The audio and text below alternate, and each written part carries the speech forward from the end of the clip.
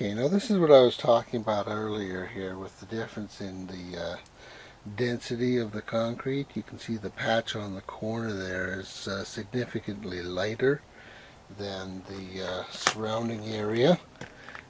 That's because the patch is denser and it doesn't take the stain quite as easily. So what I'm going to have to do now, just have to wait till this all dries, and then I'll go over the whole thing with, well, actually there's parts that need to be stained a little darker.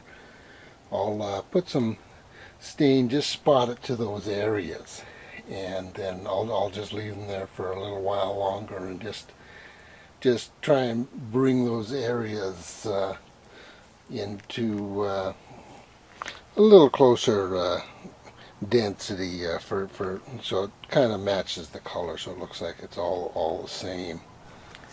And again, over here where I've got the insert for the plaque, I'm not sure why this would be different, because it was all the same cement, but the solution will be the same. It'll just be a matter of just spotting it.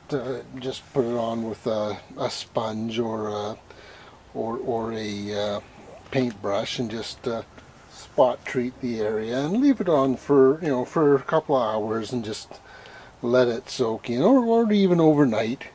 Just let it soak in and really saturate that area, so I can kind of bring the color within reasonably close of what the rest of the cement is. That's a little bit too much of a variation there. But again, it's fixable. Oh, okay, well we've got the bench seat mostly stained. I'm still not happy with that one corner. I have spot stained it once with a full strength acid, and it's still a little lighter than the surrounding surrounding concrete. So I'm going to spot stain it one more time, but this time I'm actually, instead of using a Kona brown, I'm actually going to use a black. And what I'm going to do, instead of actually watering down the acid stain, I'm going to actually use it full strength. So let's put on the safety gear.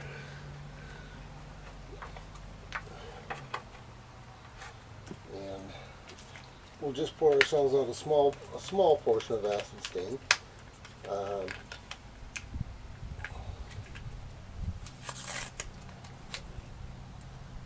Whoop.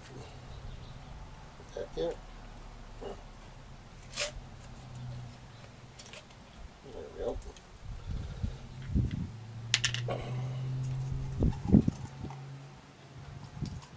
Just need a little tiny bit. So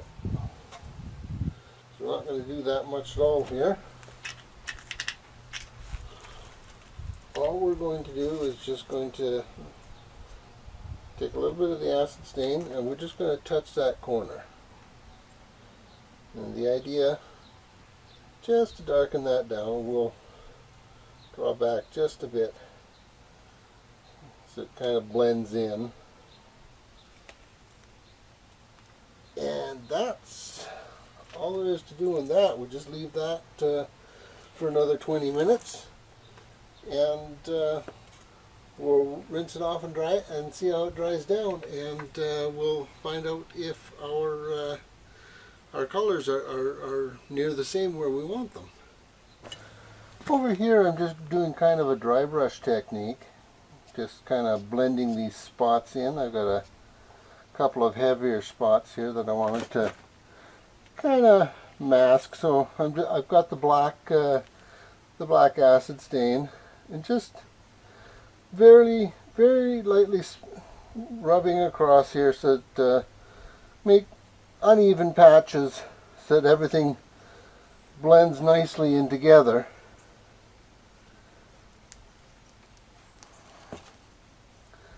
And again, we'll just leave this sit for the usual 15-20 minutes, and then we'll just neutralize it and rinse it off. Okay, and this is what I was talking about with the stain working a little differently here. You can see that corner's been repaired, and you can see how differently it takes the stain from the rest of the surrounding concrete. Okay, now actually you'd be surprised once I actually coat this with the sealer.